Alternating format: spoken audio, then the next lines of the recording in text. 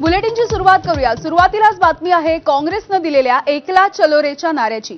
कारण एकीकडे महाविकास आघाडीमध्ये मनसे सामील होणार का आणि महाविकास आघाडीला एक नवा भिडू मिळणार का याची चर्चा सध्या सुरू आहे। आणि त्याच वेळेला दुसरीकडे काँग्रेसच्या नेत्यांची आज एक महत्त्वाची बैठक मुंबईमध्ये पार पडली आहे आणि या बैठकीमध्ये देखील काँग्रेसचे प्रदेशाध्यक्ष हर्षवर्धन सपकाळ यांनी एकला चलो रेचा नाराज दिलेला आहे। आज मुंबईमध्ये ही बैठक पार पडलेली दिसून आली।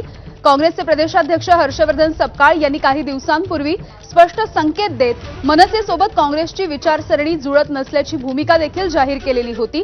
त्यामुळे मुंबई पालिकेसह अन्य ठिकाणी देखील स्वबळावरती निवडणुका लढवण्याच्या संदर्भात काँग्रेसचा भर असल्याचं दिसून येत आहे। मात्र दिल्ली हायकमांड राज ठाकरेंबाबत नेमका कोणता निर्णय घेणार हे बघणं देखील महत्त्वाचं असणार आहे।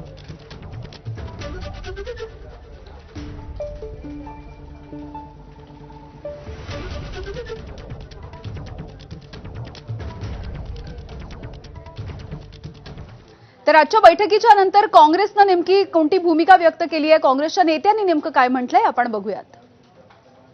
10दा भेटो 10दा भेटो 25दा भेटो हा याकरता कुठली आमची हरकत आणि आक्षेप असण्याचा विषय नाही।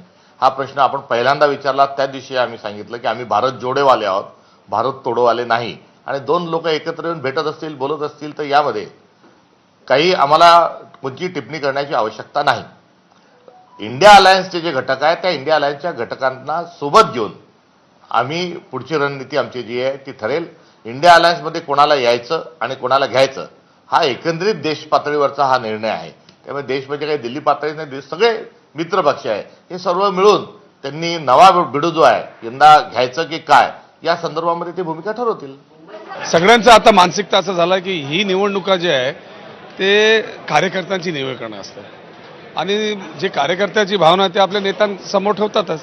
आता वरती नेत्यांनी काय निर्णय घ्यायचा ते ठरवतीलच, पण कार्यकर्त्याची आता सध्या तर मानसिकता अशीच आहे की त्यांनी एकटं जायला पाहिजे।